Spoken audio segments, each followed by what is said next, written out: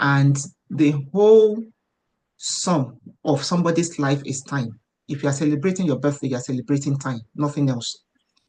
So please, I would just like us to listen as much as possible, and jot notes where possible.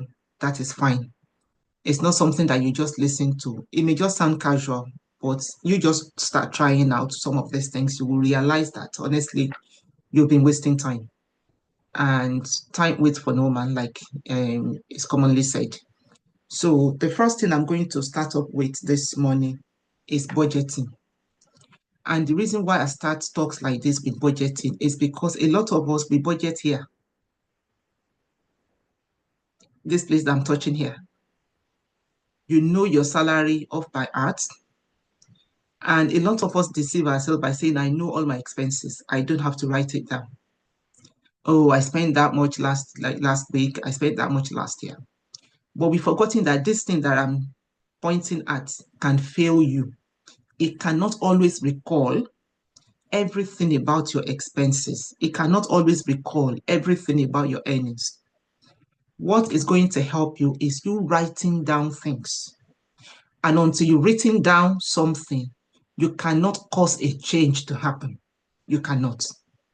And for me, until I started penning, all my income and expenses, I didn't see anything wrong with my finances. I didn't. In my head, as long as I'm able to put £200, into my savings account every month, I was okay.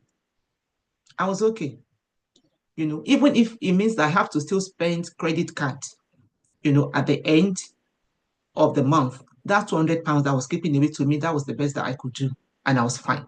But until I started putting down stuff on paper, then I realized my wastages. I realized, that, this is not how to handle money, And I'm just going to share quickly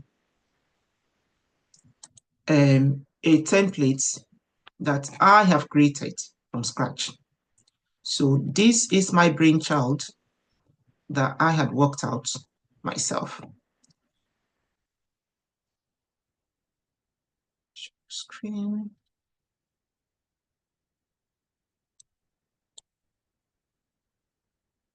Can you see that? Yes, ma'am.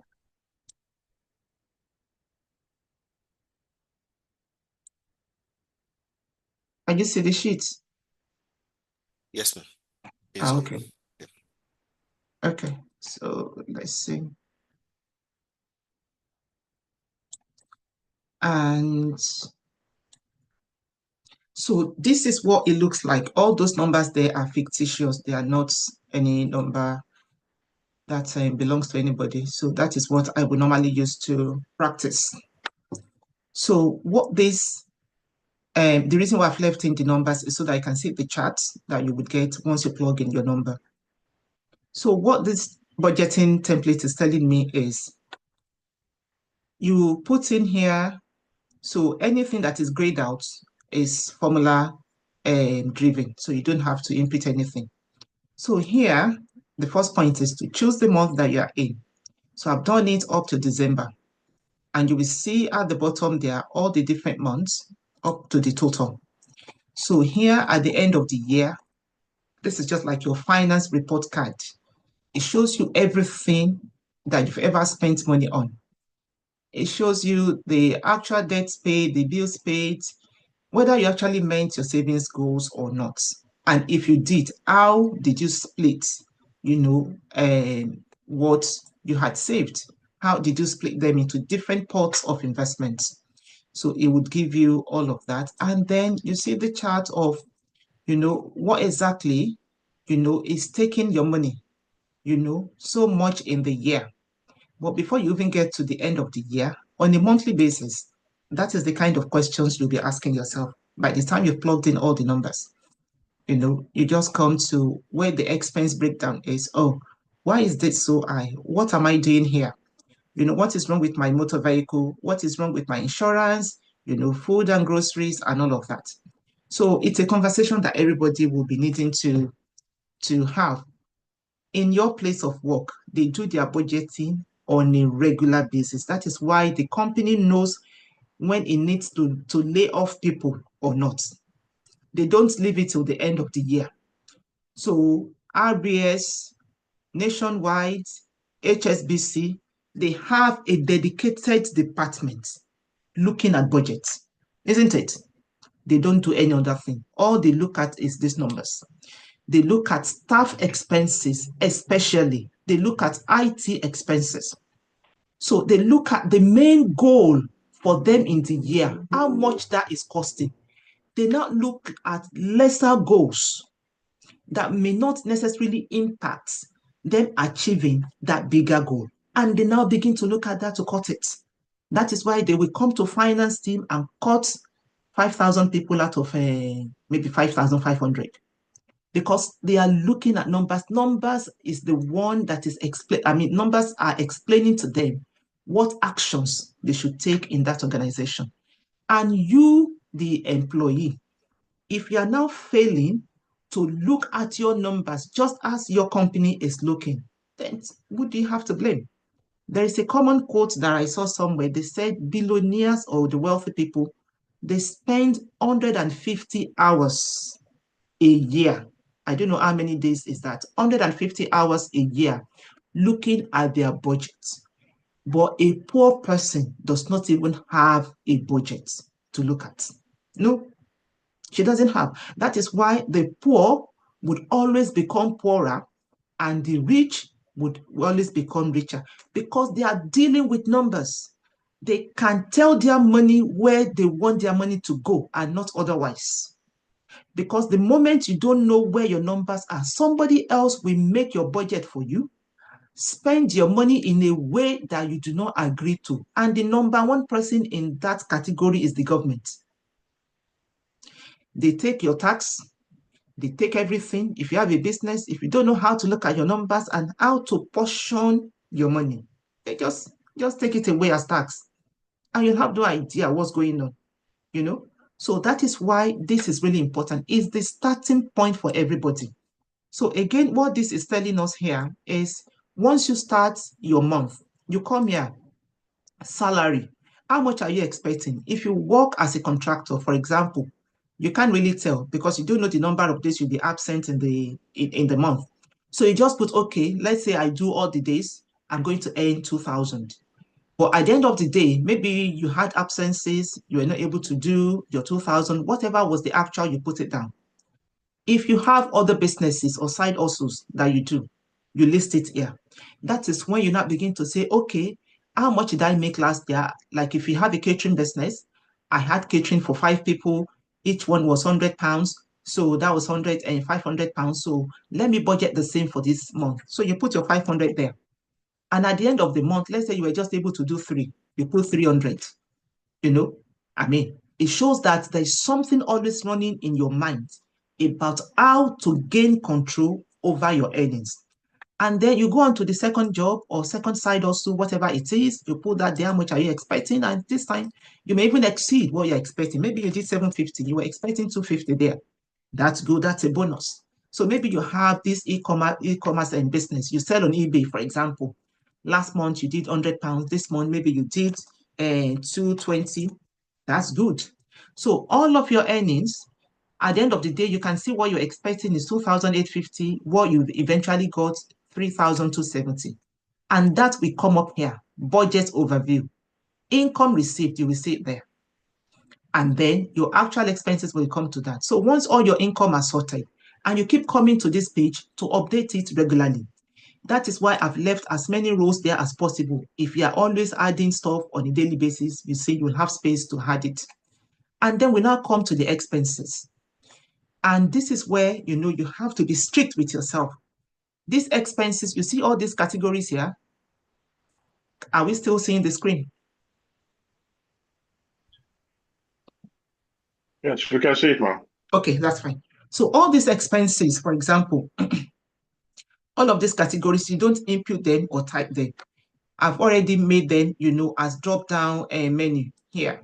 So this expense tracker, is one long one you can add to it. So you just want to come to say, today is the 10th, yesterday was 9th of May. So what did you spend your money on, at least yesterday? So you go and look at your bank account. And I'm going to come to bank account as well, because you should have just one bank account if you really want to stay on top of your money in this country. One bank account for expenses, not income. Don't even let income go there. One bank account that you'll be using for your expenses, all your expenses. Just create one. Put money in there at the start of the month or whenever it is that you get paid, and let all your expenses be going out from there. So it'll be easier. So you can pick that bank account, for example, and look at it. What did I spend my money on yesterday? Oh, I spent £10 on Lidl. I went to Lidl. That's food and groceries. You put it there. So amount £20. You want to put not what shop? That one. You see, I want us to go so detailed, because by the time you master it in this way, it will be easier for you when you start, the following month. And what did that money, £20, relate to? Food and groceries, entertainment, clothing, personal care. You put the category. You come here that same day, that same night of May, you spend something else on something. You went to H&M, you went to Marks and Spencer, you went to whatever, you put that there, and you put the category of that item. So by the time you've done all of that, all of this expense breakdown, this chart will start populating for you. And as that is populating, this other expense summary is a summary. So all your categories will begin to appear here. And if you pay tithe as well, as a church goer, you see, I've put tithe there for you. So you just put it, okay, I pay tithe. So as you add your categories here, it is automatically populated in this expenses summary. That's the summary. So that at the end of the month, you can see your food and groceries becoming the total. But before that, and this is where it is very, very interesting, as you start your month, you have come here to say for your food and groceries, you want to spend £400. So that is you budgeting from day one. So that as the month now continues, your actual, as you populate this place, is matching against your budget. It now tells you whether you have any money left or not. And for the majority of us, this £400 budgeting would finish by 15th of the month. So let's say, for example, you had food and groceries. Let's say you had 500. You see? So he has said here you budgeted 400. You now have 550 spent. So he has turned red. That is when you start talking. Should I say go to the shop this month or not? Even if I go, what should I buy? Because it's your money. You are speaking to it. You are telling your money where to go to. And so you carry on till you have put in all your expenses. And that is what you have as your expense summary. And it's telling you what you budgeted for was £1,000. What you have spent was this. So you have got a minus. So this is when you now sit down to say, I do not want this my expense summary to have a minus next month. You then begin to talk to yourself. In a particular class that I had, somebody once said that after she started using this, that if anything finished, food item, milk, eggs, or whatever, in the middle of the week, that she has told people in her house, her two sons and husband, I will not go to the shops until the weekend. So whatever it is that you people can just eat in the house, eat. Because going to the shop 3 times a week is costing her a lot of money. That is when she'll be poking her eyes into everything and be buying what is not necessary. That was what she took away from this. And she said it's helping her. And so that is another thing that, you need to start understanding about your money. And then we come to debt payment. Expenses are everyday thing that you use in the house. Debts are different. They are not expenses. And bills are not expenses either.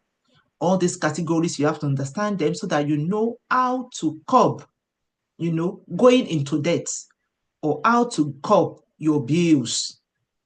Because if you put everything under expenses, your story is not complete. You cannot put your mortgage under expenses because it is not.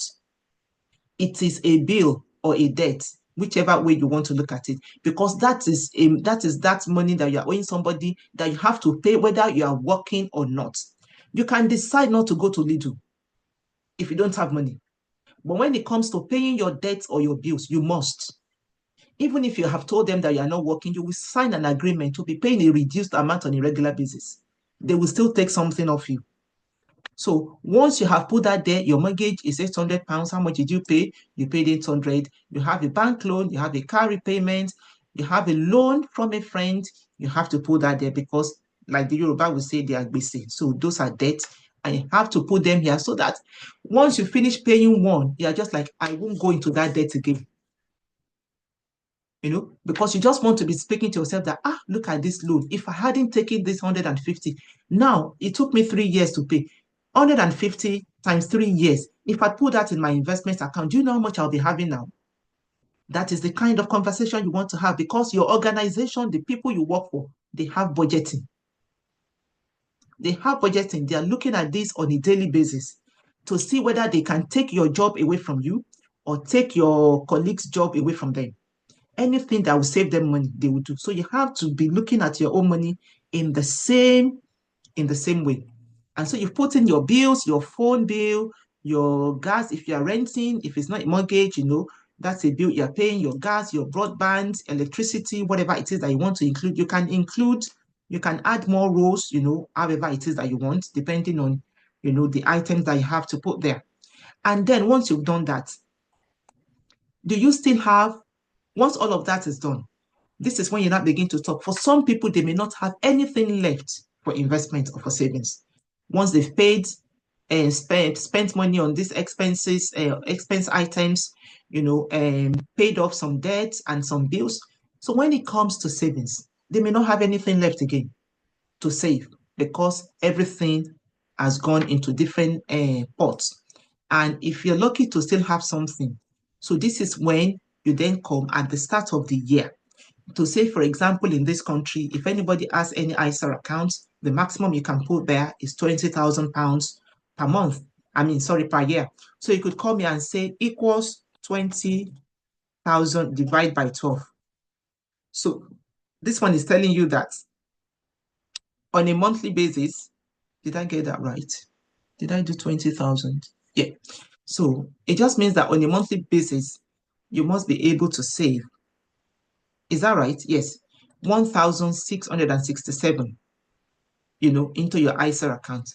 But the majority don't have that. But it does not matter. Start where you are from. Even if it is £20 that you have, as long as you are consistent and you're looking at your budgeting to ensure that you increase £20 to £50 to £100 the following month and month after, that is what you want to be looking at. Some people are doing LISA. LISA is lifetime ISA. That is the one for those who want to buy for the first time their house, or you want to keep money there for retirement. That has a age limit. You do it from age 18 till when you are 40. That is when you can open that LISA account. If you are not 18, you will not be allowed to open one. If you are above 40, you can't. And what that LISA does is you put in there at least £4,000 a month. And at the end of that, your anniversary year, the government will give you 25% of that 4,000, which is £1,000 extra that you get from the government for free. So you just get £1,000 from the government for free. That is what LISA is. So a lot of people that have tutored, that is what they do. And some of them have bought their property. Some are already in the process of getting theirs. They are getting their £1,000 on a monthly basis. So they put it there. And you just want to say, how much will it cost you to have 4,000 in a year? Divide by 12. So that means in my LISA account on a monthly basis, I must put £333, and at the end of the day, you want to come, how much did you put? Maybe you are always rounding up. You say, I did 350 just to round it up. So you did,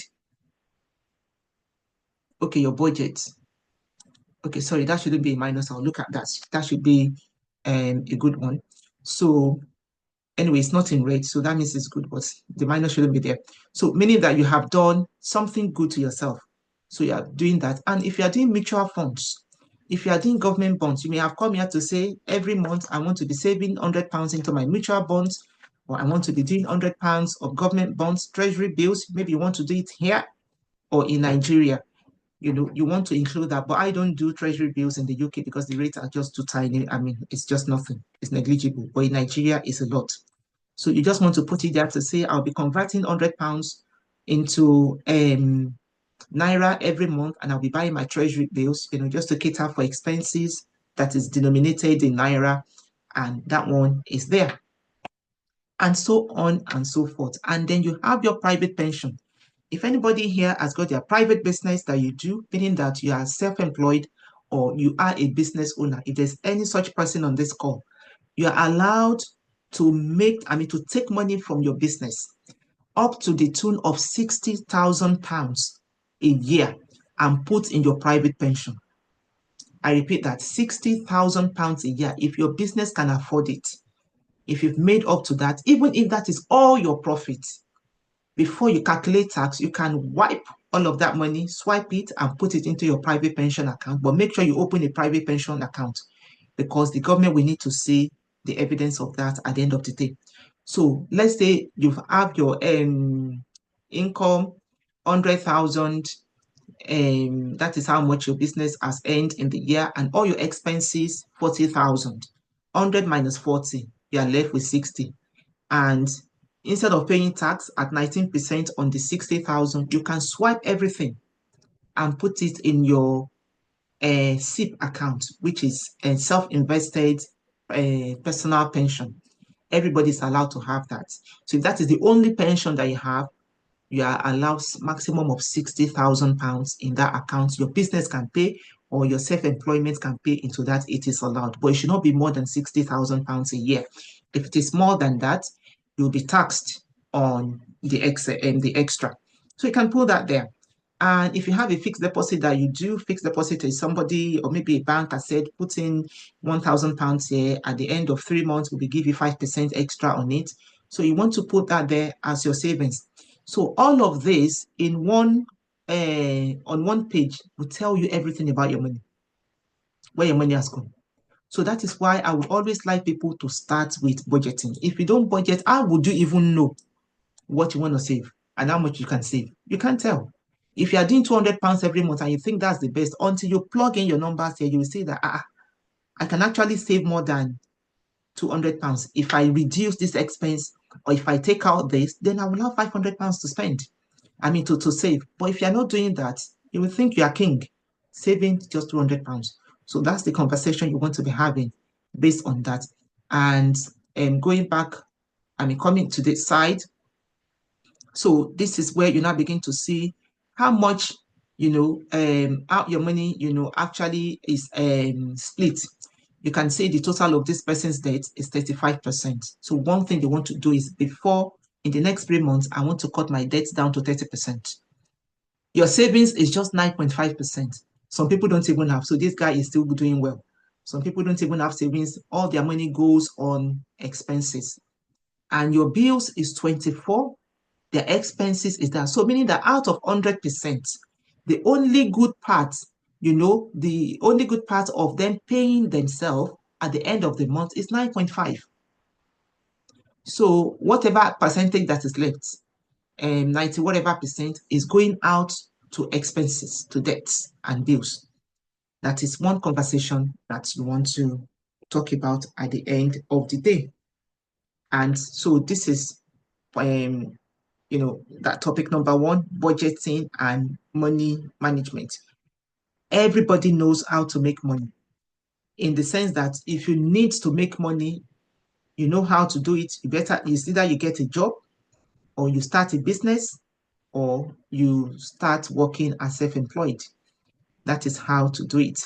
And managing money, after you've gone to do all of these things and you now have the money, managing it is the most important aspect of that, of the whole process. And once you're even able to manage, just using a spreadsheet like this, then multiplying the money is also key. Because at the end of the day, time will come when you will not be able to run around doing 9 to 5 or working for yourself, because the body will now be telling that you can't run those extras anymore. You need to calm down. But what would then be working for you at the end of the day? A lot of people are doing different things. They're going into properties, Lots of people are doing stocks and shares.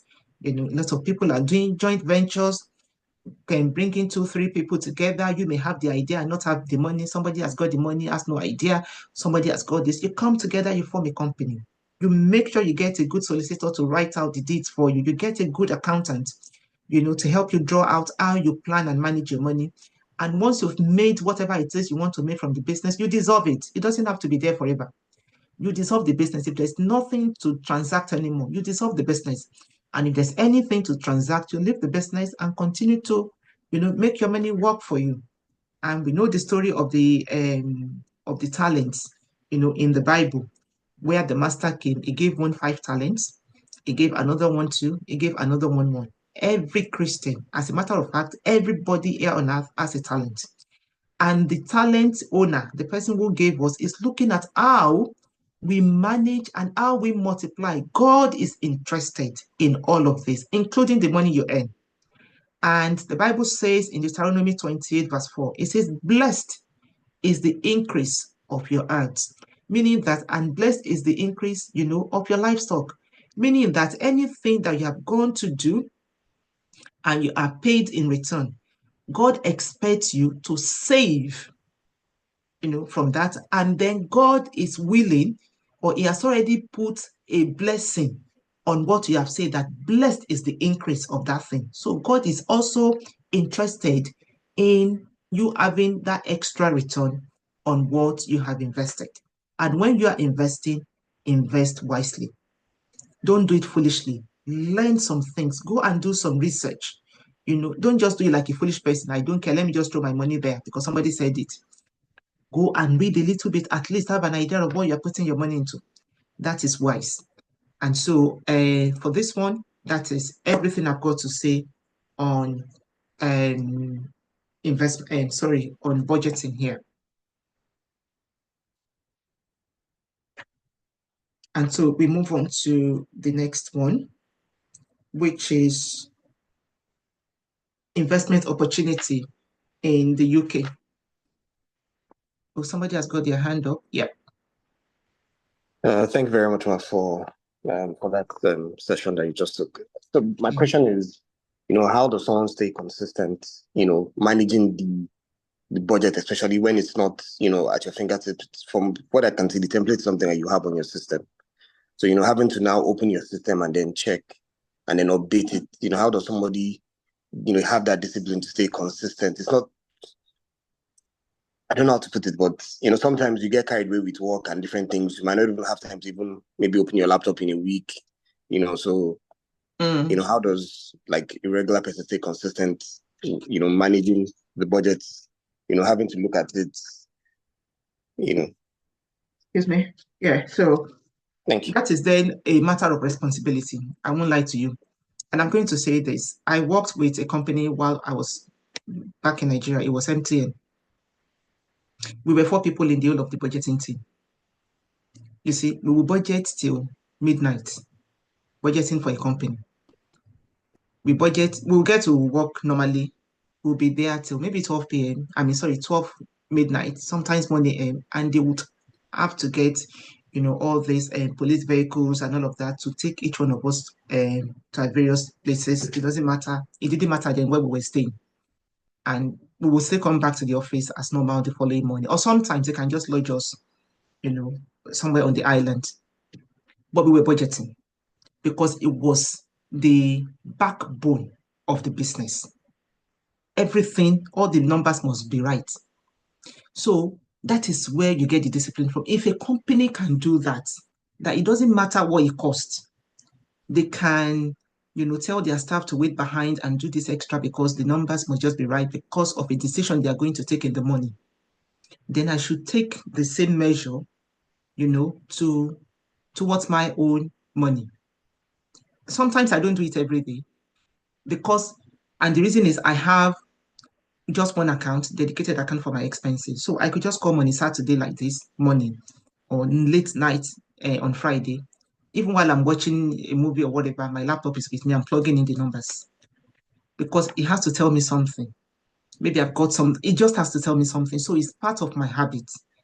It's part of my habit. So once you've started it, even when you've not done it, something will be ringing at the back of your mind. Ah, you've not updated that sheet too. You've not updated that. And that is how you get used to it. If I know how to spend money, then I should know how to account for it, because the accounting part for that money is my own responsibility. Nobody else will do it for me. You understand? And that is even where sometimes you see that you have double paid on something. I've seen it before. Well, I say, I scanned my card at one shop and the machine didn't work the first time. So they took it out and said and cleaned it and said, do it again. It was while I was inputting all of this, I saw that the money actually went twice. And it's not the first time, it's not the second time that I would see that. Thank God I had my bank statement, so I can just take it and say, this is what happened. Even for my kids, they had this one. One of them will go to McDonald's. And when we are looking at their bank statement and they are inputting, they say, 349, 349, 12:23 p.m., 12:23 p.m. How many did you buy? You bought one just for yourself. How come it's appearing twice? And you will see the total at the end of the day that the money was taken out twice. It was not reversed at any point. Even swiping on the bus, it's happened to them a lot of times, and it still happens. The driver will say it's not gone through. Swipe, swipe, swipe, this swipe.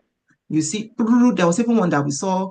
I don't know how much it was. It was 4 times that the money went out. So we had to go to Lodian bus to tell them just one single journey, 4 times the thing took out money. So that is it. You never can tell. I've seen one before. Let me tell you one. Barclays, they credited my account with £5,000. While I was doing that, £5,000. I didn't even know. I was just doing the normal thing. I just, where did this stray money come from? It's not even an account that receives money. And money, so it was when I was doing it. And I realized that this must be somebody else's money. They have made a mistake. It wasn't long before they even called, you know, that something happened. And I said, okay, I just saw it too. So where do you want me to transfer the money? They said they will do it at their on their at their side. And so they did it. That they just wanted me to know. So if you are not doing this, a lot of things will be happening and you will not even realize that, that is what is going on.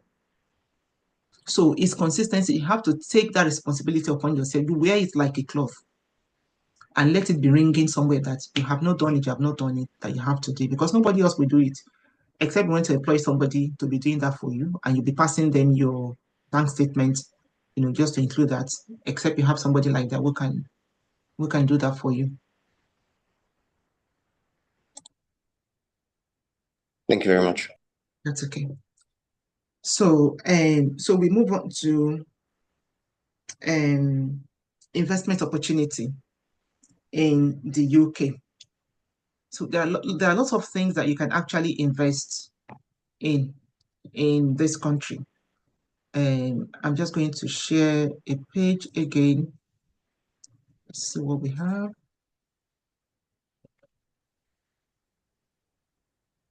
Sorry, I don't know if you had answered the question for Lovett of how they can Oh, sorry, please help me be templates. reading it. I've not seen anything. He said, how can we access the template? Oh, I will share the link. It's actually on my seller account. Let me share that now.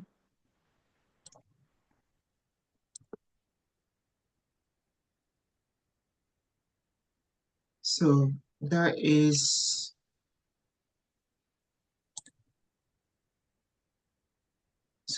three. Is the link? Where should I send the link to? I You, think you can put it in the it's chat. right here. Yes, ma'am. Okay. So it looks like this. This is what it looks like.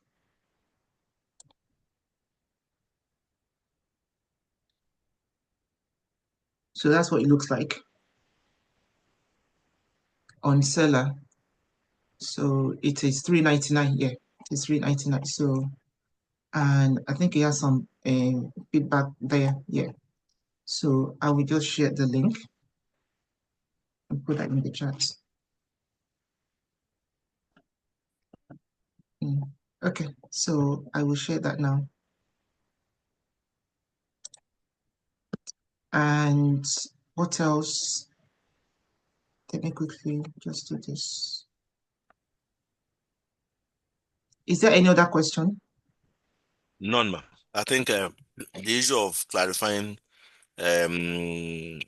Lisa either because I think mistakenly you mentioned monthly, but I think it's yearly. So I just posted, is it monthly or yearly? But For what? for Lisa, So LISA is the one that you save money into if you want to buy your first property or for yes. retirement. So you Yeah. put money, you have to put in at least £4,000 a year. Yeah, so that is the because I think it was erroneously you said monthly, 4,000 monthly. So Okay. So it's a someone had year, said and yearly, that was why I yes. was doing on the budgeting sheet to save 4,000 divided by 12 months so that you see how much you then have to Yes. start, putting in there on a monthly basis so that at the end of your anniversary year, so it doesn't matter when you start. If you start January, December, once the money is still there, the machine will automatically calculate that. If you started in February, it'll be February the following year, or however it is that you calculate. So your anniversary year is when you get the extra 25% from the government.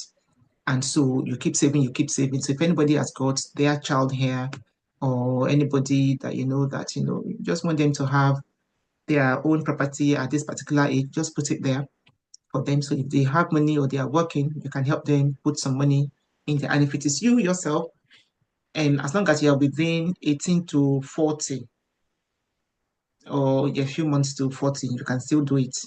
But it has to be within that age bracket. Yeah, so that's it. And I think that's all the questions that we have. okay, that's all the So questions that we have. Okay, yes, for now. so I was just going to Okay. talk to us about some of the.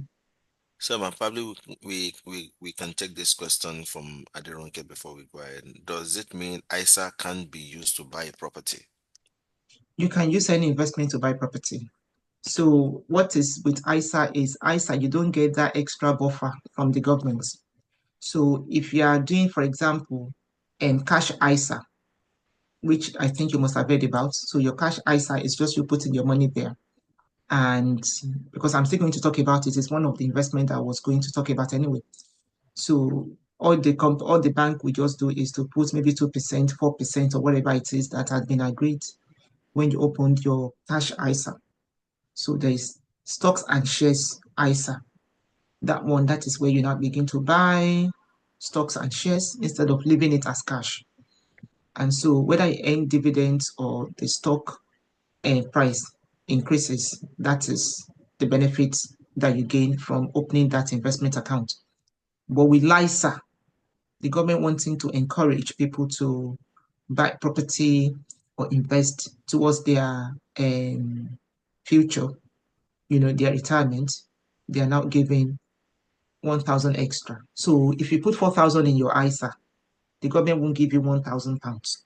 So you then have to decide your goal and why you opened any of this investment account. So goal is really important. You have to know what you are investing for. So that is it. Does that answer your question, Sister Adirunke?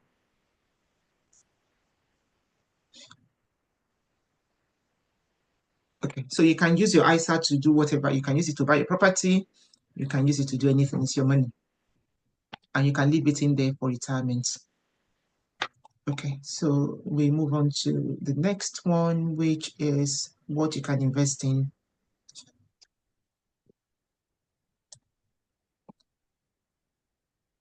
So I'm going to use this web page to explain that, which I think is straightforward.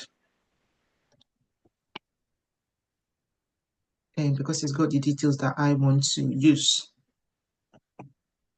So I've got here,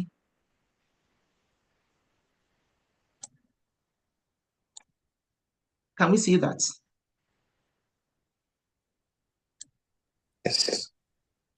Okay, so just move that a bit. So I've got this account to discuss this.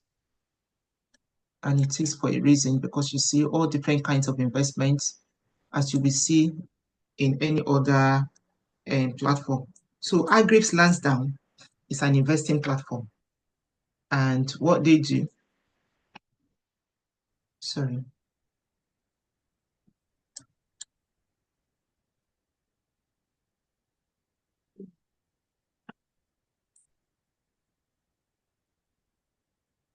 and so what they do,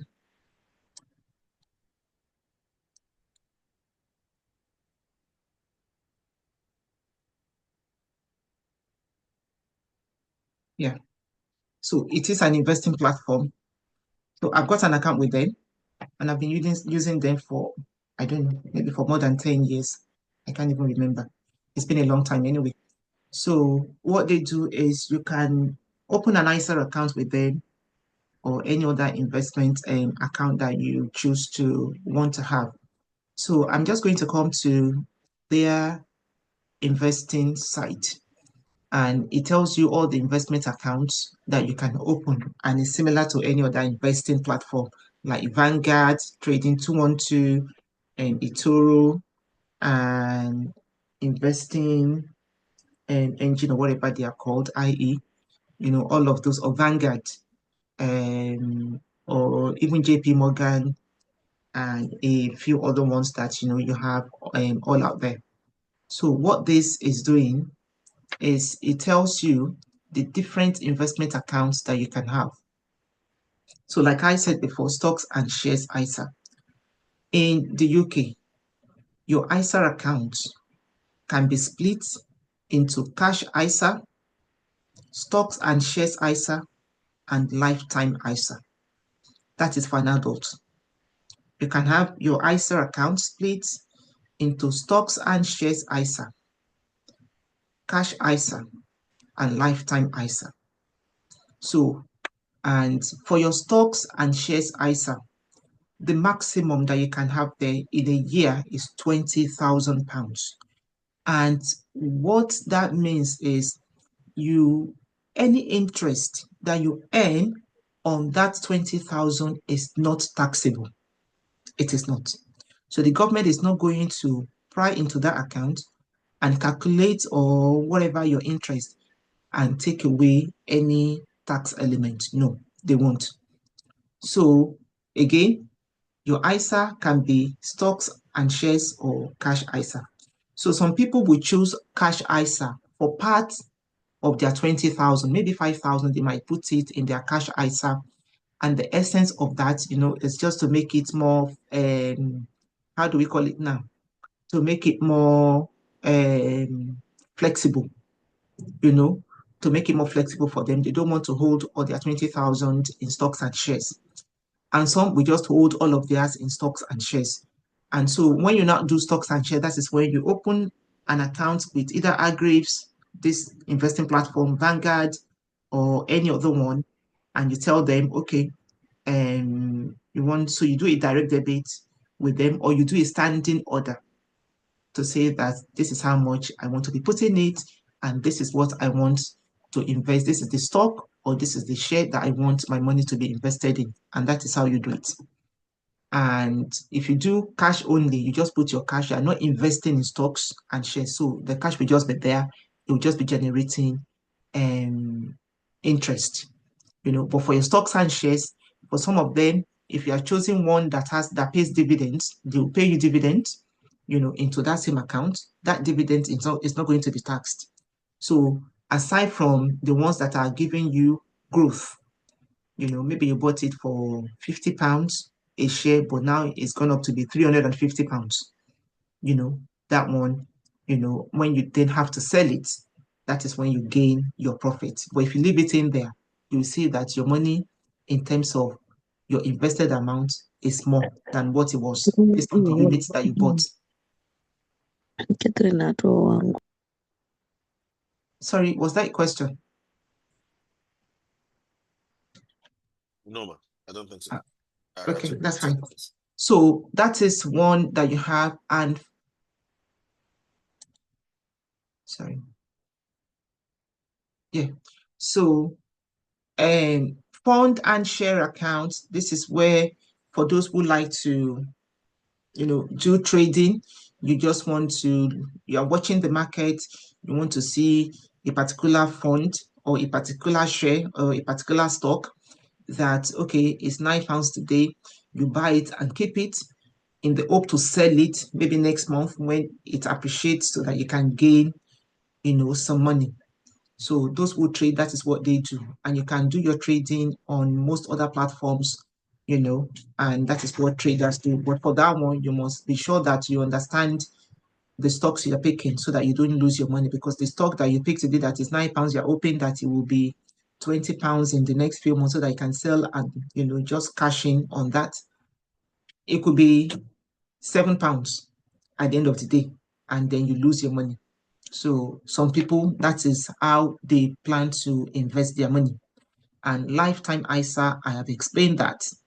It says here, you invest for your first home or later life and get 25% government bonus, up to £1,000 per year. And that is one that I will talk about from this. Sorry, excuse me. On this topic. Then there's another one that is called SIP. Let's come to pension. So there's another one that is called SIP that Sorry, I have. can I ask you a question? Okay. Yes, ma'am. You made mention about the trading platform for the. Mm.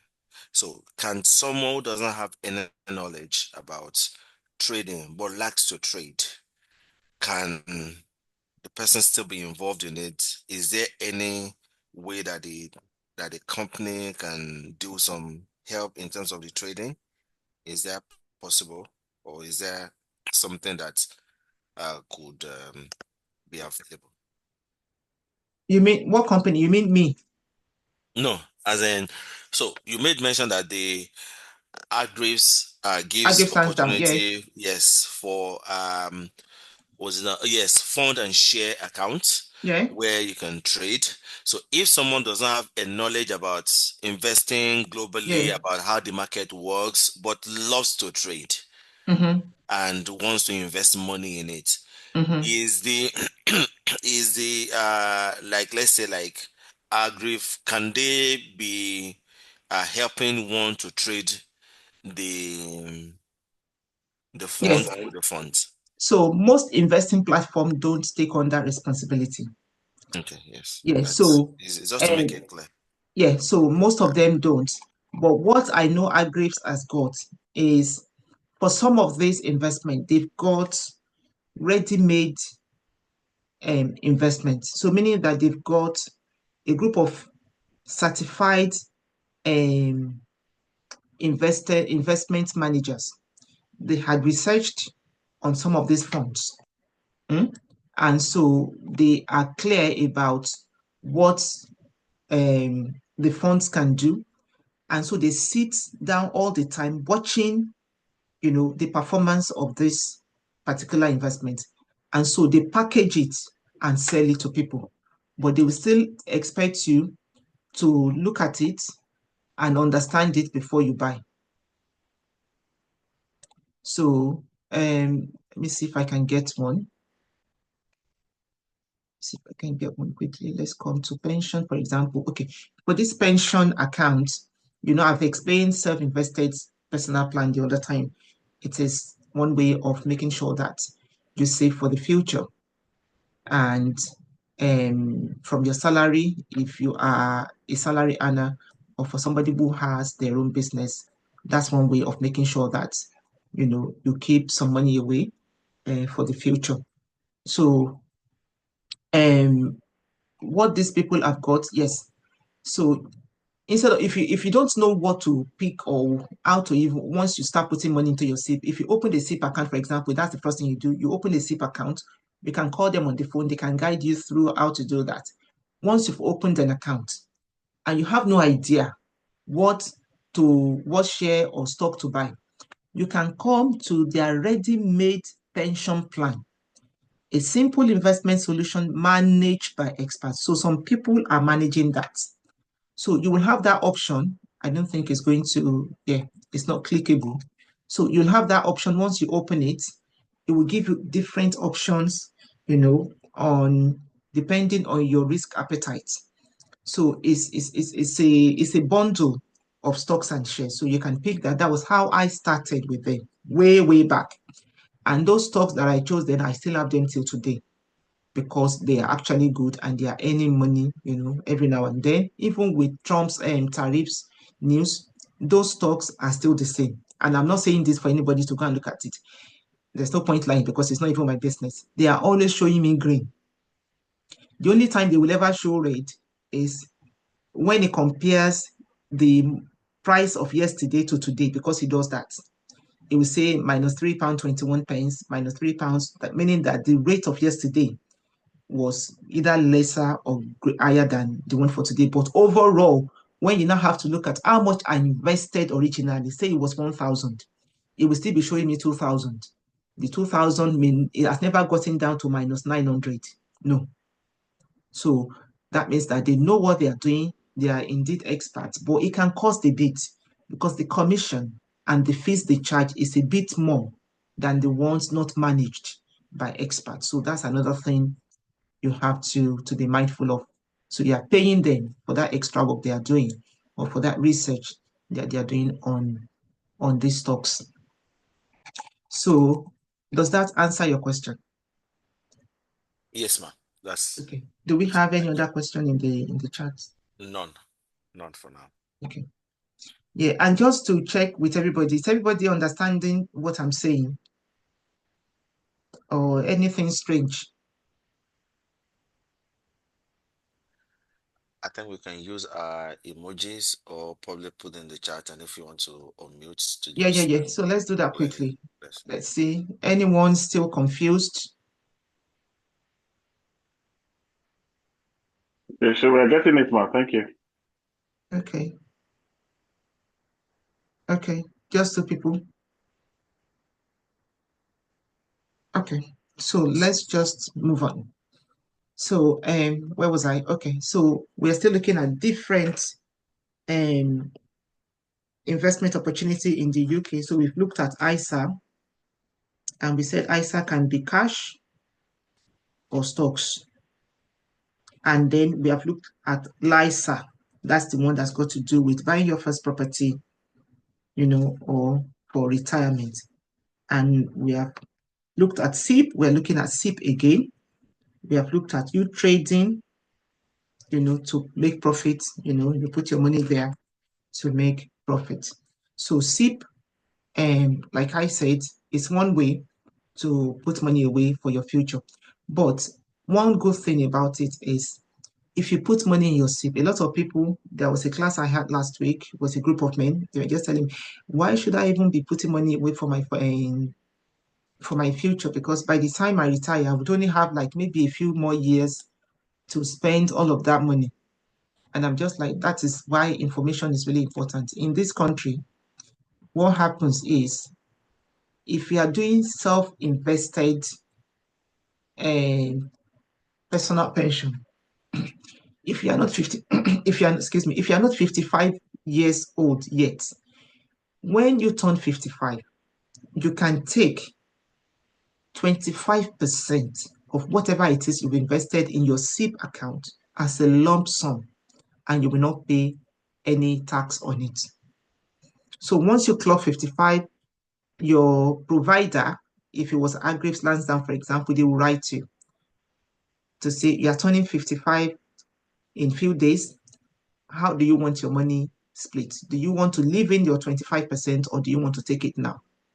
So if you take 25% of whatever, even if you had for £100,000 there, that's how much, that's 25,000 that somebody is just going to put in your account. So you must have something that you want to do with that. And so what happens to the 75%? You can buy annuity with it, meaning that you can tell them to be paying you on a monthly basis. That's the flexibility you have over your self-invested personal pension. It is your money, but the government has just helped you to portion and arrange the time you start getting it so that You don't blow it, you know, and when you are still very, very young and agile, when you can still work. So you can now tell this aggregate lands down to say, you see the 75% remaining. Can you work out some kind of annuity? You mean like a salary that you want to be getting from your money that you want them to be giving like maybe £1,000 a month. So they work it out and they'll tell you how many years, your 75% can last if you start getting £1,000 a month. And you can look at that and decide on the number at the end of the day and say, oh, I don't want £1,000. Maybe your money is a lot, you want 2,000, or maybe your money is less, you want £500. Because on the other side, you are still working. You have not fully retired, you are just 55. So that is how you can manage your self-invested personal pension. The opposite of this is your state pension.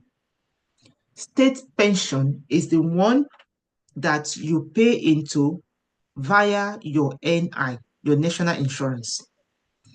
Every time you work, the government takes around 8% of your money, your income, and put that in the state pension. So that when you retire at 68 or 67, whatever age it is now for men and women, you then start earning state pension because of the NI that you have put in there. And it has the qualifying age and the qualifying amount.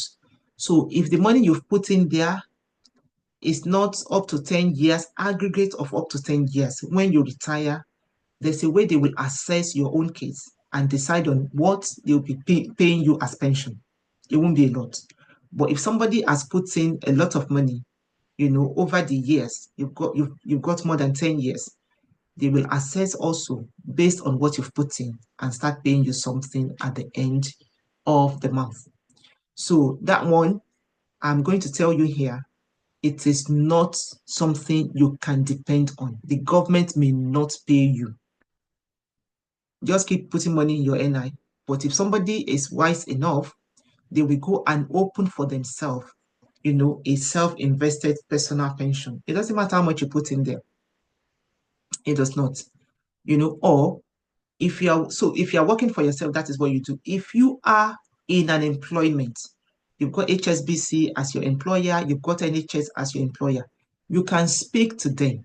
If what they are taking out of your workplace pension, I hope everybody know what is workplace pension. That's the pension that your company takes from your salary, aside from the NI. So you're paid to. NI goes towards the state, and then the other one, your maybe 3%, 8%, or whatever it is, that one goes towards your workplace pension. And on that one, the employer is expected to put in and to contribute towards that as well.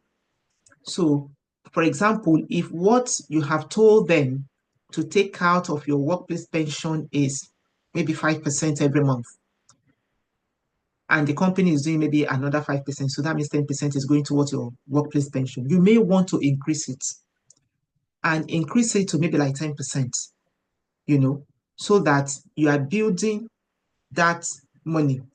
And you'll be so surprised if you have access to where they save the money, and you should have access anyway. Every time you go, you see that the money is always increasing because they are the organization that they are giving the investment to manage. They have good investment that they have put your money into that is ever increasing. So that is one thing that you want to make sure that you look out for. So your SIP again can be in two ways. The one you take out yourself as a self-employed person or as a business owner, or your workplace pension. If you are working for somebody, you can tell them to increase the percentage so that it's no longer 3%. You take it to maybe 8 or 10. Because for the majority of us here, we are first generation of immigrants in this country. And if you don't plan for your future, nobody's going to plan for you. So you increase that, and that is what you want it to be. Yeah. Then another thing that I would just like to say here, you see this workplace pension. Workplace pension, again, it is the amount of pension you have told your organization to take out of your salary on a monthly basis. You see what this workplace pension again can do for you is it can help you reduce your tax payments. For a lot of people, they pay more tax to the government than they put in their pension. You don't want that to happen. For some people, the totality of your tax to the government is £1,000 or maybe £800. For your pension, is maybe £200 or £400. You don't want that to happen. Sit down with your pay slip, punch the numbers on a spreadsheet, calculate it. It is not a hard thing to understand. You tell them, okay, if I do my workplace pension, make it 5%, what will my tax element be? You look at it and say, okay, I don't want to be paying £1,000 anymore as tax. I want my pension to increase so that my tax can reduce. The government allows that.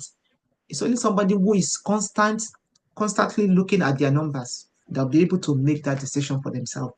If you're not looking at that, you will just see that at the end of your work life, you had paid thousands, hundreds of thousands as tax, but you don't have anything to retire on. The government can't refund tax. It just means that you have not been well informed all your active years of working to keep a lot for yourself. And that is what I do for myself. When I get into any organization newly, the only time that my tax will be higher is the first month. That is when, I'm still trying to understand what my payslip would look like, blah, blah, blah. Once I get that payslip, the first one, I sit down with it, I break down the numbers, and I tell my HR, this is how much pension I need you to put away. And I see that my tax elements it reduces so drastically. And if I hear that they are going to pay us any bonus, I look on the web page to see when is the cutoff period for salary with HR. Say, for example, any salary queries, you have to let HR know before the 10th of every month. I try to understand how much bonus I'm getting because you would have been informed of your bonus anyway. I bring out my spreadsheet. If I put this £1,000, let's say it was £1,000 bonus they are going to give me, how would that impact my tax? If I see that what will come to my bank account at the end of the day out of the 1,000 is £498, what? I then go back. Instead of them taking 600 and something into tax, I increase for that particular month my pension.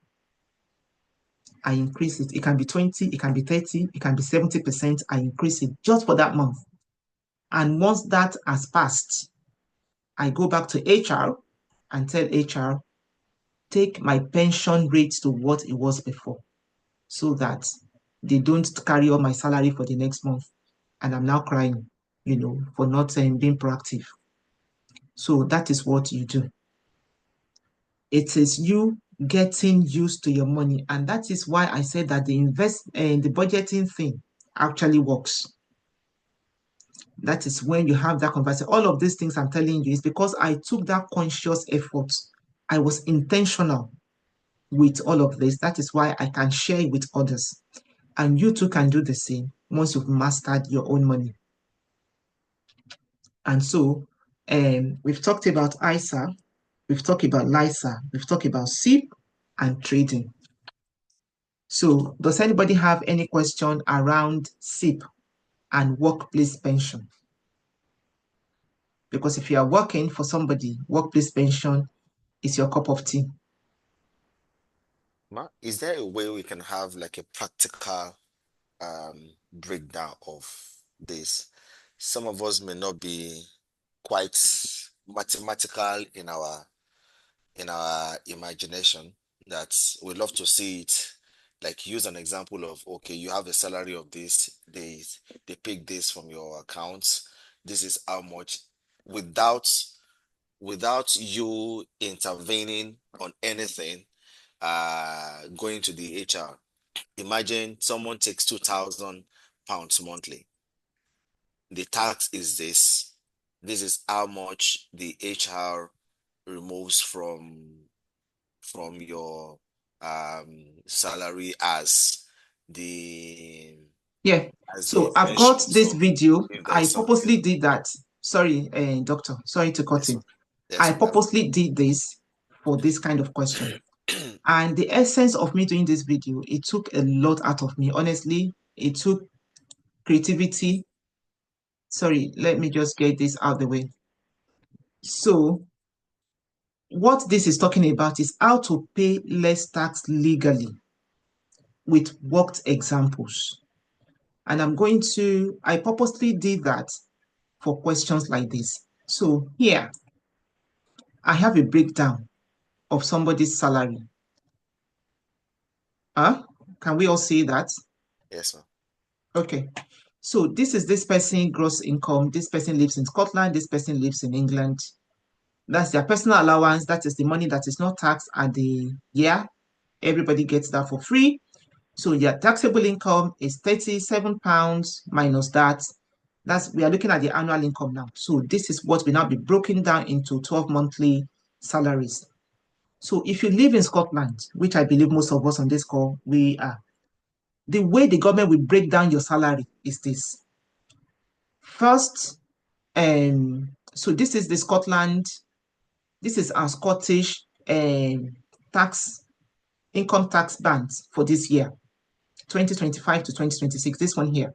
So what this is saying, and if you look at this, you can pause and bring out your own payslip and break it down this way. So if you look at this,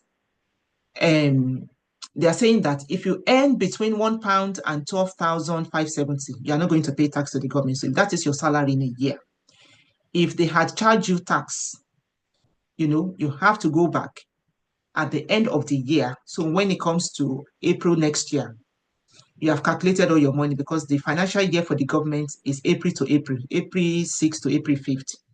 So you look at your pay slip.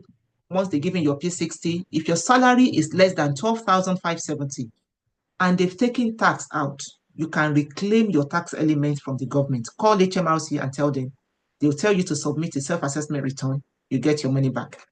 But if your money is £1 higher than this, you automatically move to the starter rate, which is 12,000 this to 15,000. If that is your salary, 15,397, you automatically fall within the 19% tax rate.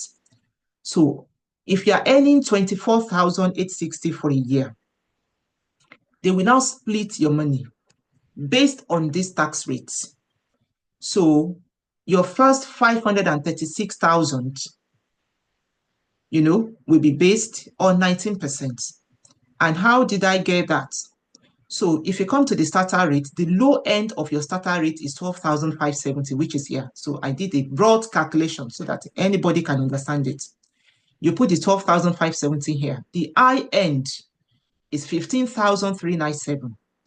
So you take out the high end, you take out the low end. From the high end, you get this, 2008. So meaning that that salary element, 2008, will be charged at 19%. So your tax payable is 500,360. You now go to the next rate. They're saying from this amount to this amount. If that is your band, your salary, you have anything within that range, you'll be taxed at 20%. So again, I did this high end, this 27,000, I put it here. The low end, I put it there. And 27 minus 15, we got 12,000. So you tax that at 20%. So you have 2,418 as your taxable element for that threshold. Can you see how the government split it? And you go on and go on. But because this guy's salary is taxable income, after taking out the personal allowance is 24,000. So you now look at the intermediate. Intermediate starts, So intermediate starts, his taxable income is, his gross income, I take that back. His gross income is 37,000. So you now come to this intermediate, you now see that it's from 27 to 43, but he's not earning 43 anyway.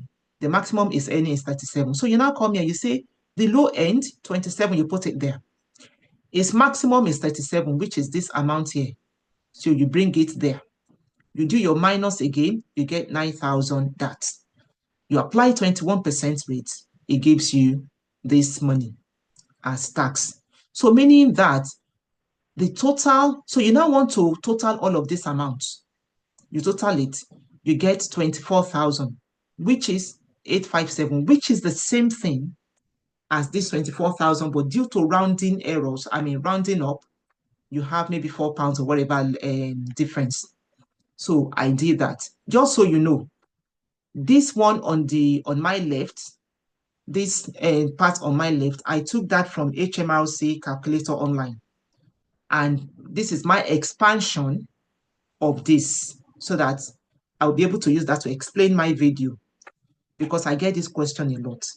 And this video took me more than a week, to pull it all together, because I was using different tools to combine, talking over, the explanation. I didn't have an idea of how to do that, but eventually I figured it out.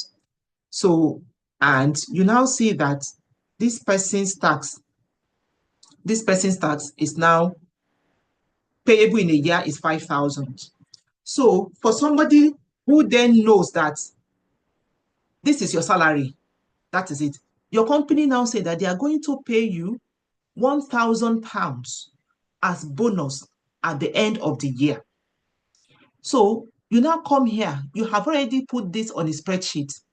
You now know, you now say, so if they're going to pay me, let's say they are going to pay you maybe £10,000. Let's say £10,000. So that will move this to what? Please, can somebody tell me that will jump this amount to what? If you are going to have £10,000 bonus at the end of the year.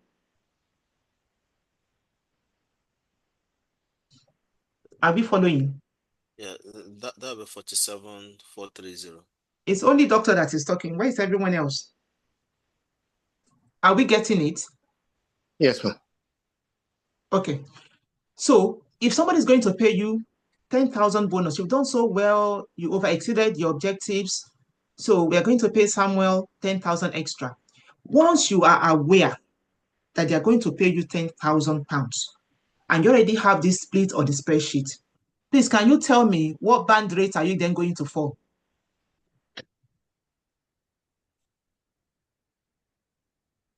Intermediate. It's not 47, no, it's 47. Higher rate. What is the higher rate? 42%. 42%. God bless you. So that means there will still be something extra here that we'll have to calculate. So we'll then do 43 as the lower end, and then your 47 will now come here. So you now do the minus and minus, you apply 42%. So if you are wise and you don't want the government to take almost half of that £10,000 and leave you peanuts, because they are still going to take NI from it. If you are wise, what would you do? You increase your pension. Exactly. So you just say, HR, I need to put on my 10,000, or I just need £2,000 and left of my pension that I want it to fall within the 42%. So you just work it out however you want it. But just know that at the end of the day, you pay more than 42% because your NI is 8%. That is what we are paying now, everybody. For those who are eligible, let me put eligible. If you're eligible, it's 8%. So that means 42 plus another 8%. That's 50 plus something else that will come, maybe 52%.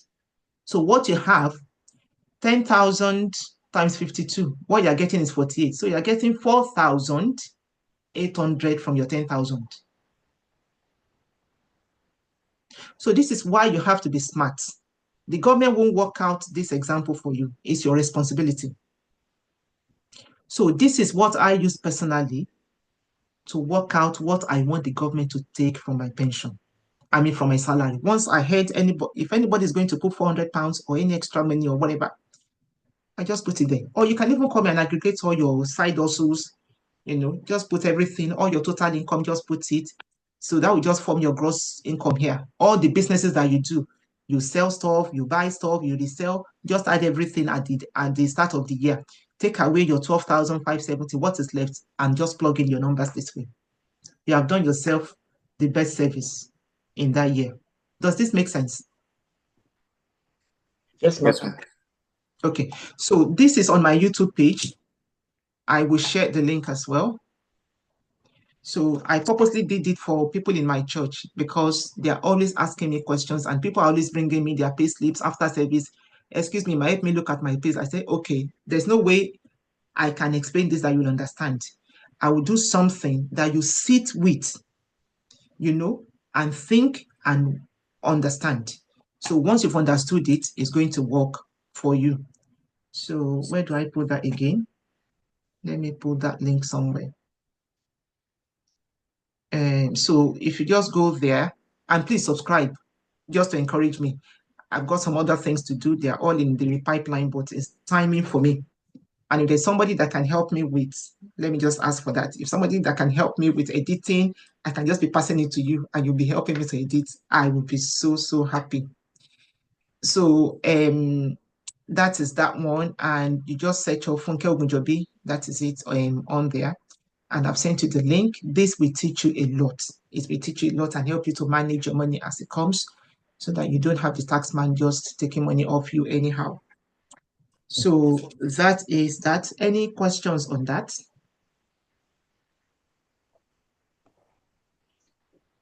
So does that really help? Does that make sense? I think it's quite clear, ma, at least Yes, for ma'am. me. Very So clear.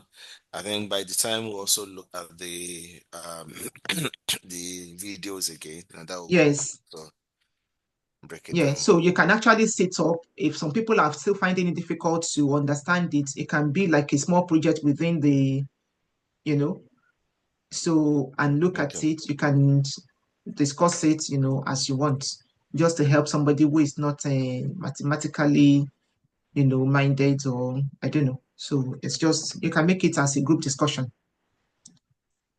So that is that one. And also coming back to, let me see, the topics are called here. I think that's the last one.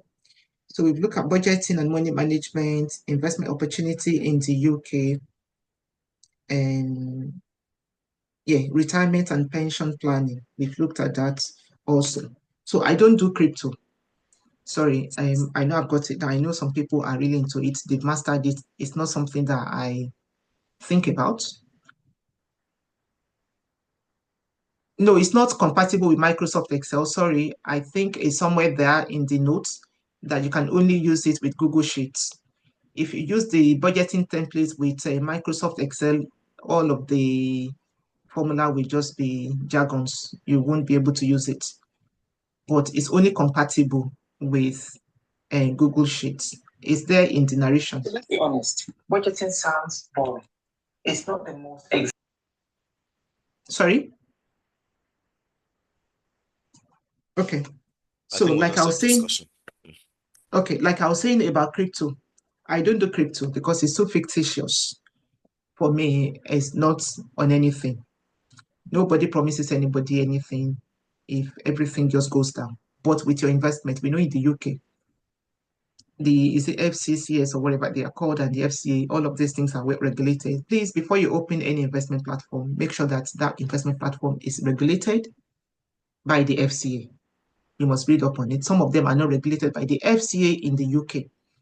For some of these investing platforms that are online, they are regulated by, other regulatory bodies outside of the UK. So you always have to read it, and they are meant to disclose that so that you can still make a proper decision at the end of the day. So crypto is not dependent on any asset. If everything goes, it goes. But for other investments in the UK, if anything happens to the stock market today, at least you will get £85,000 back. That's the maximum that anybody will get, And I can say that when it comes to investing in the stock market, it's one interesting journey. I started way back when I was in Nigeria, and when I came to this country, when I've understood better, I started doing it also in the UK, and I've got for my kids and everybody.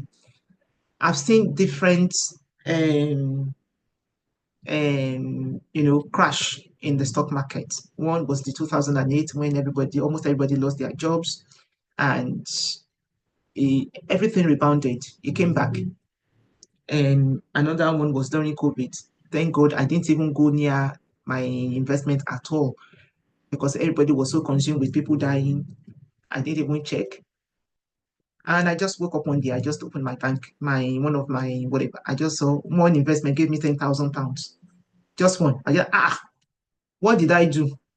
So I now realized that a lot of people are told off, but it wasn't long before the market actually we market actually came back, and all the stock that was minus below zero, some of them minus £10, minus £20, some of them went down to like minus whatever, everything is now jumping up. I said, thank God I didn't even look, because if I'd looked, I would have probably moved or sold some of them. So out of fear, out of not being guided, well, but if you are investing for the long haul, just leave it in there.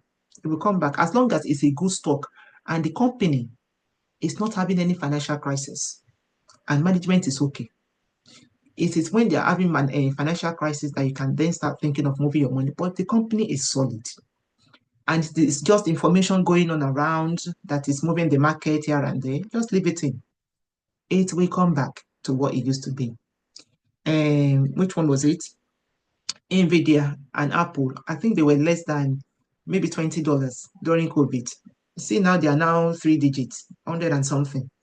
And how long ago are we looking at? So if anybody bought then at £8 or $10, you now have it for all of that.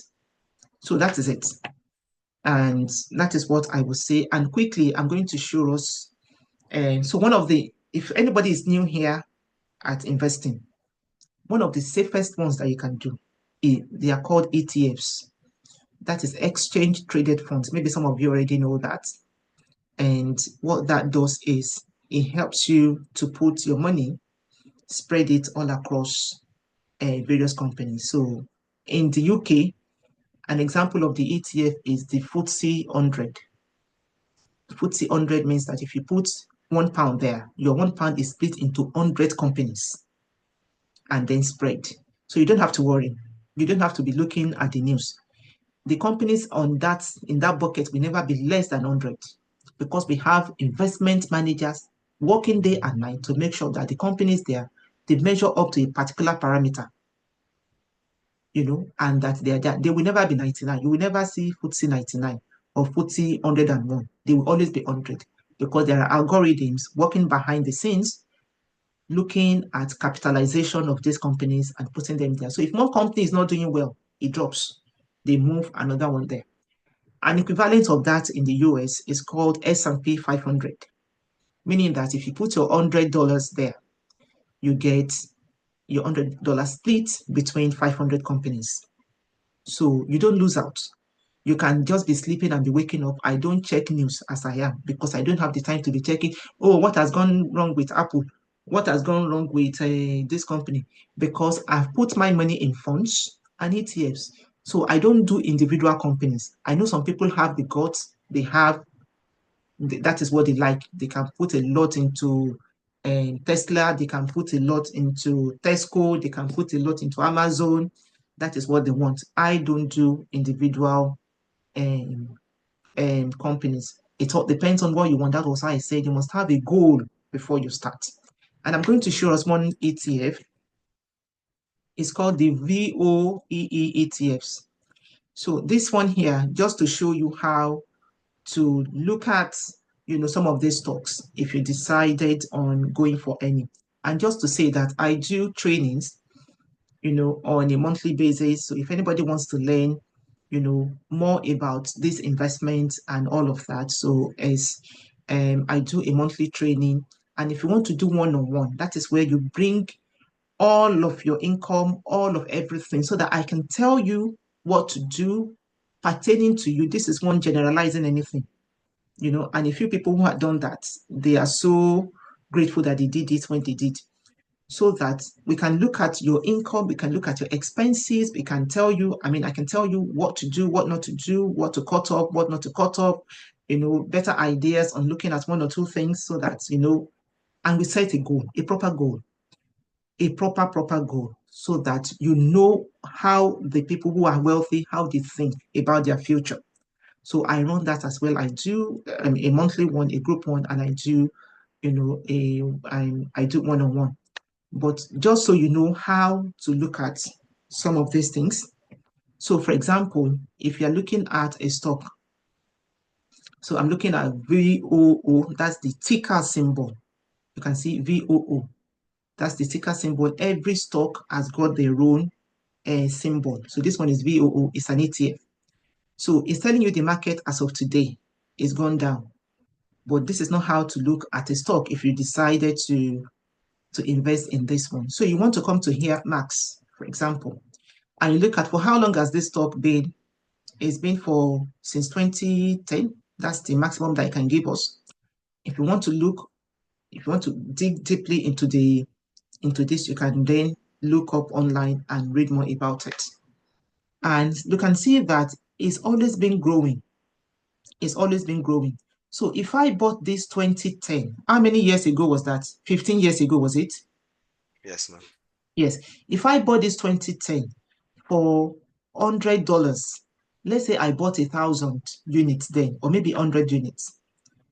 You see how in 15 years it's gone. At some point, it was 559. And some people are still buying at that price. And then with all this calamity from this American guy, it's not really gone down. And like going back to what I said before, good companies, no matter the threats by anybody that is fluctuating the market, there's still something unique about them. You just have to be able to figure it out and understand it. Some companies are already shaky, that any element of any news, they are just gone. They are just gone. They are just gone. And if anybody is looking for one that will pay them dividends regularly, Johnson's and Johnson is one. It's one of the aristocrats. They've been paying dividends for a very long time, and they are still paying. And if you're looking outside of the United Kingdom, the United States, if you're looking at Nigeria, there are a whole lot of investment. Some of them even turnover, they give like 300%, in growth. So there are a lot of things that you can do to make your money work for you. So, and you can diversify into different things. If you're still doing property, if you're still doing, because it will come to a time when you need money. You can't sell off a house immediately. If you're selling a house in that situation, you're doing a distress sell. And you just want to sell it at any amount. So that is why you keep some as fixed assets and you keep some of your investments as current assets. So that is what I would just like to explain to you this morning so that we don't overdo the whole thing. So here I stop. If anybody has got any questions.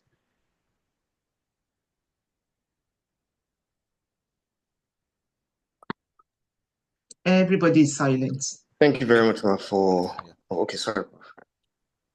You're welcome. Yeah, thank you very much, ma, for taking your time to explain this. So just to ask, for for something like ETF, what's the minimum for someone like people that just came into the country or have been here for some time, but they did not start earning the type of income that they want to? Yeah. How do we encourage ourselves to start, because sometimes it looks like how much would £30 maybe per month give me in a long period of time? It doesn't. So what's the mindset to have, ensuring that they're able to do that? Okay, so the mindset really is for you to understand where you want to be. You see, as you start earning money, you start planning for the future. So that once you have your money in your hand, you're already sending it on errands. You don't want to have earned the money before you start planning, and that is planning to fail. So if you just get into the country newly and you must have a goal. Everybody must have a goal. Whether you are working or not, you must have a goal. So that once the money starts coming, you start disbursing it before something that you have not planned for now start taking the money, from your hand. Some people say that from some of the whatever I've gone to, they say they do zero budgeting, meaning that they put all their money, allocate it into different pockets so that there's nothing left in their salary bank account. So they've put the one that will be for investment, they've put it as the money comes. That will even make that when they even know that they don't have money, they don't go anywhere. If you call it, they say there's even no money to spend. I said, wow. So people are actually taking this, beyond and above. So if you want to start investing and you are new in this country, on this page, and this is just me talking about AgriFlans, and there are other investing platforms, you can start with £25. The minimum that you can start off with here is £25. I just did this for some pastors, and the other day, and it was just £25 that they started with. I said, just put it there.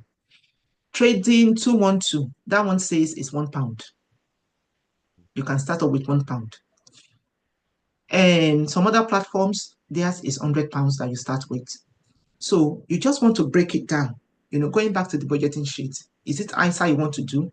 LISA, mutual funds, ETFs, whichever one, budget it out and be committed to it. Consistency is key. If anything is going to take your £100 from you in the month, say no to it. If it's something that is really, really important, and you know that there is no way to discharge that particular responsibility financially, you can give it in, but you don't want that to keep repeating itself.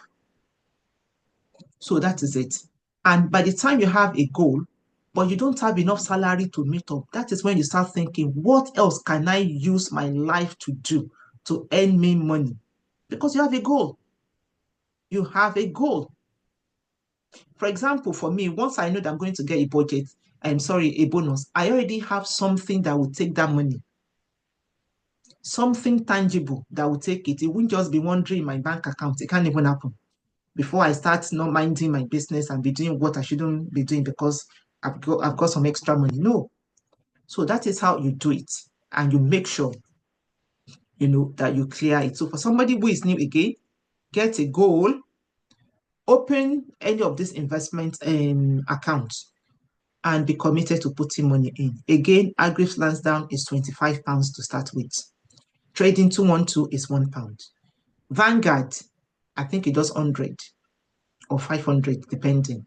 But search up, you will see the one that can take what you have and be consistent with it. Be consistent. It's just a matter of time. Be consistent. Thank you very much, sir. You're welcome. Then, sorry, the second question. So I noticed that all the time you spoke, you never really said much about putting your money in just a regular savings account. So I'm guessing because, of the tax incentive you get from things like, Yes. ISAs and Yes. So it doesn't pay you anything. We all know that, isn't it? Yes, sir. Yeah, it's just 0.1. That is what they pay you. Instead of you even putting money in savings account, let's go there. So if you come here, active savings account. So you can open, all the banks have got this. It doesn't have to be Agrips. You have savings account that pay this amount. So there's no point just putting it in one regular bank account. You can open any one of these. Some of them you are not allowed to withdraw. Some you are allowed to withdraw. Some is easy access, some is fixed rates. So if you are putting money aside for emergencies, just in case something comes off in the house, the boiler is not working, and there's one damage or whatever, but you don't know when you're going to spend the money, instead of putting it in your savings account, just open one of these accounts. It will be earning the minimum interest every month. And they roll it over. That's the power of compounding interest. That is the power of compounding interest. And one thing I forgot to show quickly, let me just see if I can do that in the little time I have. I have to carry my daughter somewhere. Let's see the power of you, because a lot of people will say, what will £100 give me? £100.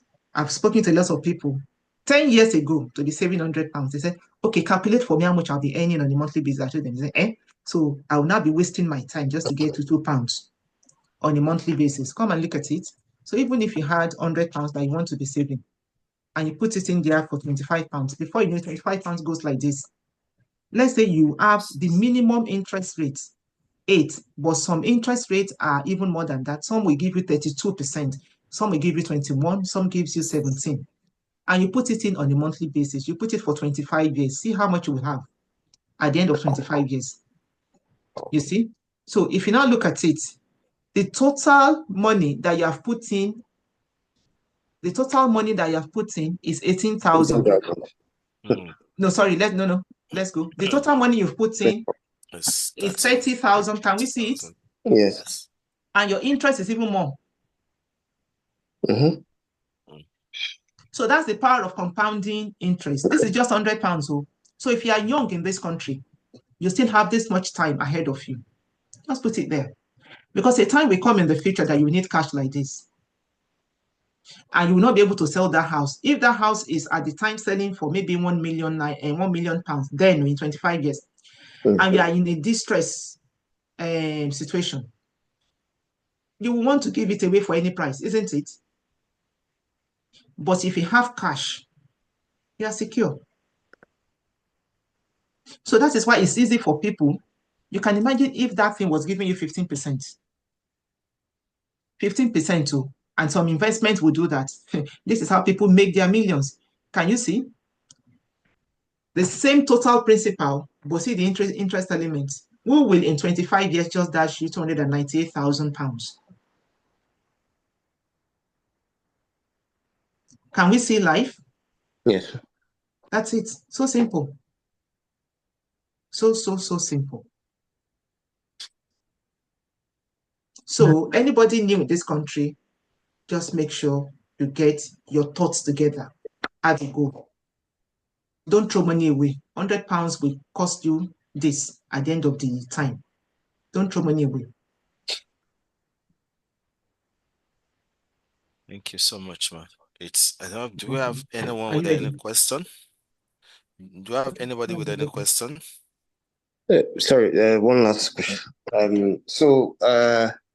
You were talking about Hargreaves, Lansdowne, Yeah. the advisor charge. Is there any investment firm that you know out there that has a reasonable advisor charge? And for Hargreaves, what's the advisor charge? Yeah, The commission will take for the investment. so for anyone that you want to go for, they have it. See, for Agrips, one good thing about them is they have lots of funds that you can choose from. Vanguard only does their own funds. But in Agrips, they have Vanguard, they have for HSBC, they have for Fidelity, they have for JP Morgan, they have their own funds. For ETFs, their charges, very, very negligible, very, very minimal. And ETFs are so easy and so cheap to maintain on all platforms because nobody's managing it. So anywhere you go, for any fund that is managed by the managers, there's always a little bit of cost to it. It's not a lot, it's just by, I think it's 0.45%. So it's not a lot. We are talking about maybe £200 or maybe £300, depending on how much you have. Maximum for some of them is £400 a year that they will charge, depending on the portfolio. Yes. Yes. So, and your thing would have grown by thousands anyway, so you don't even see the difference. You don't see it.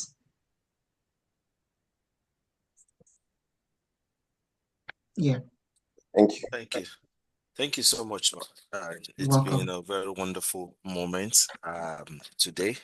We've learned so much, and our aim for this call is that we start investing even as low as £20 monthly, because we have kingdom mindset and we need to start using that as soon as possible. You've heard about being intentional about what you're doing with your money. If you have not gotten that Excel sheet, please try to get that as soon as possible and try using it. I've done mine, and then that would be a great thing for us all here to move together as a cohort and keep moving with that. But the question, Matt, that I would love to ask is: you made mention about um, an extra class that you do where you Yeah, take people into those practical things. How do we get that out? Is there any cost to it, and yeah. what does it involve? So for the monthly one is £100 for anybody that wants to join, and for the one-to-one, that one is a lot of weeks in between. So that one is £500 for anybody that wants to do the one-to-one because it involves a lot of things. So Yeah. the The monthly one. or is it a regular payment? It's Sorry? a is it a monthly one that we pay it, or is it once and that's all? We just So enter if you into want to that. attend the regular monthly one, so there's a link Yes. to that, and you pay, it will tell you where to pay, and you get the Zoom link and the date to join. Yeah. So we can request for that link, then we can post it Oh to yes, I can group. send that Okay. later. Yes. Okay. Okay. So Yes. I think that is just for anyone who wants to be Yes. part of that. I'm seeing someone saying it's, the link for this thing is not Lloyd, I have a bit of issue navigating the template, and I think we can have Yes, so I can um speak to you about it, and I've that. got a video to send alongside that. I was meant to include that on the link. I will do that later. Okay. So, Yeah. and I think that is something that we have for today. Let me see. Yeah. Okay, so since we're recording it, some some may want to rewatch Yes. it. So we can have the link to Oh, share yeah. among I will people. share it. Okay, Yes. Once I'm back. thanks. I just need to go and drop off my daughter now. Okay, thank you, man. Then Okay. for everyone attending today, please we have started this journey and we're not looking back. Please, you can also put on the chats for the investment small group chats what you want to be learning, what topic you will want us to and get resource people for that. And if you have further questions, please put it on the chat. We'll forward it to Mrs. Funke.